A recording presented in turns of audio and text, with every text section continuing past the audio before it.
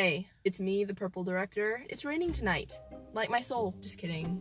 I really love the rain. I was feeling guilty not challenging myself to post a video. It takes a lot of time to build a habit and I need to stick to that habit. But I do have a good excuse, and that excuse is that I almost died. Yeah, I did. When I got back to LA after a 3-week vacation back in Chicago, my friend forgot to pick me up from the airport, so I had to Uber, and literally 2 minutes from the house, we were T-boned. It was completely my driver's fault.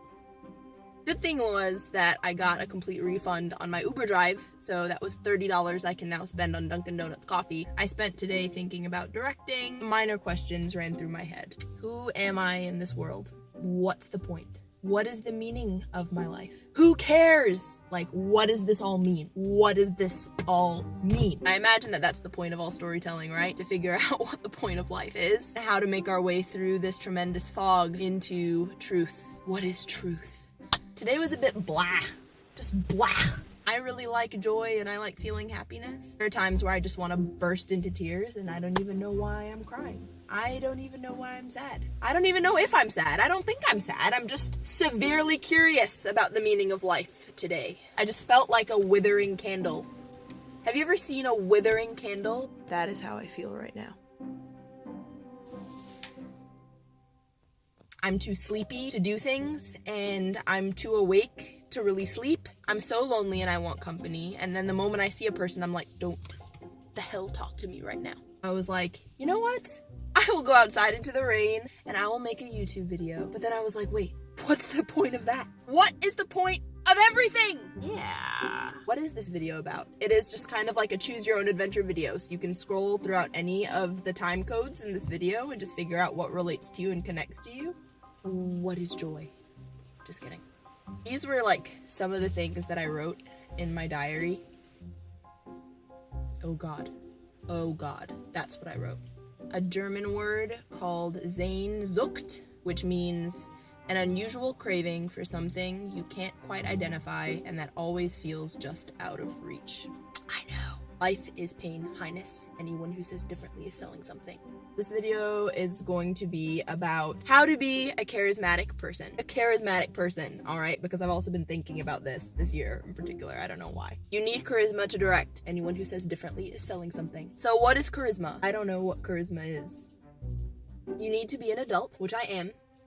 Possibly. We had a staff meeting the first week of work. One thing that my boss reminded me and my other coworkers of is remember that you are the adult and that they are the kid. So choose the higher ground. I was feeling really good after that meeting and I was like, oh, okay, I'm the adult, they're the kid. I'm wise, they're not. I'm just like walking down the hallway and I'm just feeling really, really good about myself. And then I see a kindergartner and I'm like, oh, good morning. They walk past me and completely ignore me. You rude little child. If this was my adult podium, pew, I just fell off. Those kids just wound my pride. I was investigating the horror genre today, and the lecturer was saying that in horror, the opponent has to be the double of the hero. In other words, you have to find the ultimate weakness of the hero, and then you have to find an opponent that is in the best position to attack that weakness of the hero. And that will be a formidable hero because, you know, a story is only as good as its villain. Anyone who says differently is selling something. Putting a super controlling, judgmental, deeply dark and brooding person like myself into an elementary school is absolutely attacking my great weakness. It's like a punching bag. I just spiral to unimaginable depths. I'm not saying to not be mature, I'm just saying it's harder than it sounds. You can see this situation in two ways. One, I'm acting in my own genre of a horror film. My life is currently a horror film. But that's kind of a depressing way to look at it, so I just like to think that after this whole experience, I'm just gonna be an even more badass director. No longer will an actor screaming in my face make me break a sweat. You know who you are. I went on a tangent. Back to reality. So charisma. I need to work on my charisma, obviously. The rain just got louder. Thank you! The lights just shut off. What does that mean? Okay. They're back. There are plenty of things in my life that make me just doubt my level of charisma. I'll name a couple of them. Social anxiety. Introversion is a little more of an elegant way to say that. Maybe it was going to church on Sunday. Going to church really did affect me and my thinking this week about charisma. I was sitting down and I was enjoying the sermon. My pastor said a couple of the most horrifying words that one introverted soul such as me could hear in a room full of people that I'm still getting to know. And that is, turn to your neighbor, or worse yet, find a partner.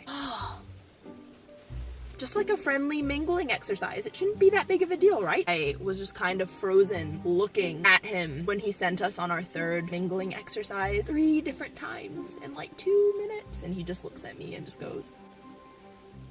And I just go, why can't I just come to church and hear and listen and contemplate about how to be a more loving person and actually not apply any of that to my life at all? Love your neighbor. No! Where's the church for introverts? Maybe I'll plant a church for introverts. Like an introvert version of this sermon, if I was the pastor, would go like this. Look around you. Stay in your seat. Just look around you. Observe. Peek around you. Look askance. Find someone that you really want to get to know. Look at them. Stay in your seat. Look at them. And do absolutely nothing at all. Continuing. Exodus 6:30. And Moses said before the Lord, Behold, Lord, I am unskilled in speech. How then will Pharaoh listen to me? Moses was an introvert. Oh my gosh. So turn to your partner. That is rooted in PTSD. I was homeschooled for most of my childhood, came into public school for the first time in 8th grade, didn't know anyone. Whenever the teachers would say, choose a partner, my soul would just crumble because no one ever wanted to be my partner. I was the student that was always partners with the teacher. Terrible. It was a terrible experience. I didn't even graduate 8th grade.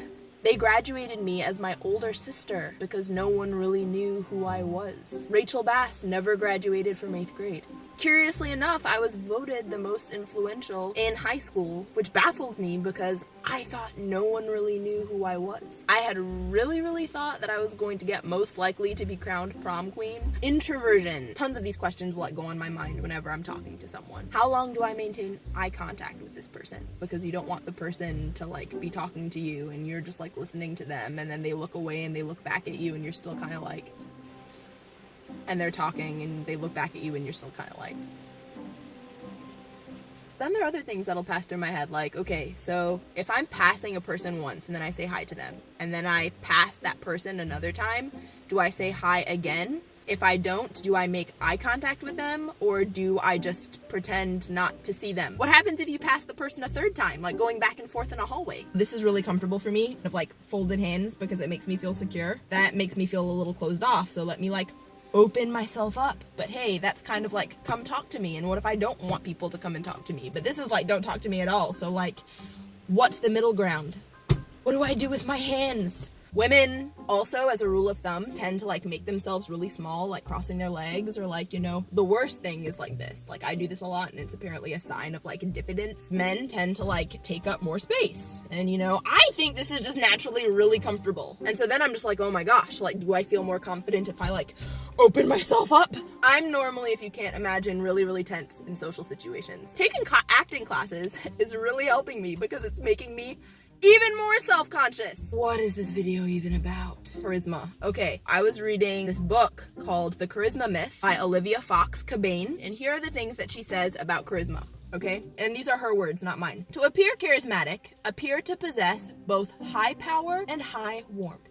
Fight or flight is the power question. Friend or foe is the warmth question. Where do I fall in this category? Fight or flight? That goes through my head every second of work these days. Most of the time, it's fight. Sometimes the person I'm up against is a kindergartner and I can't exactly fight them. Friend or foe? I almost always assume someone is a foe until they prove to be a friend. I don't have foes. I have nemesis. Friend or foe? I ask myself that about myself. Today, I kind of feel like I'm my own foe. That's another element of the horror genre. A typical opponent in the horror genre is that one's mind is often the enemy. Warmth question. Am I a warm person? I hope so. Tick.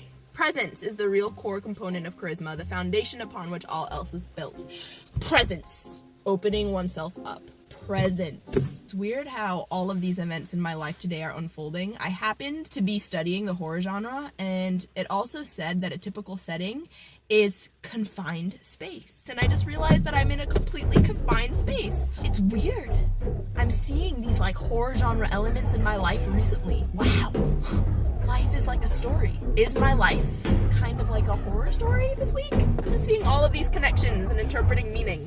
At least I can find meaning in something. There's nothing worse than feeling meaningless. Back to the point of this video. The 3 summarized tips. These are very summarized. You're gonna have to read her whole book to really get the full fleshed out argument that she's making.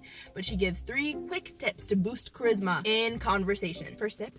Lower the intonation of your voice at the end of every sentence. Lower the intonation of your voice at the end of every sentence. Lower the intonation of your voice. I feel like a lot of people might think I'm just trying to seduce them. Tip 2. Reduce how quickly and how often you nod. Yeah, I don't think I really have that problem. I don't nod often. I just usually listen. What about nodding up? The 3rd tip is pause for 2 full seconds before you speak. I actually don't know how that would work in reality. Hi, Rachel. How are you today?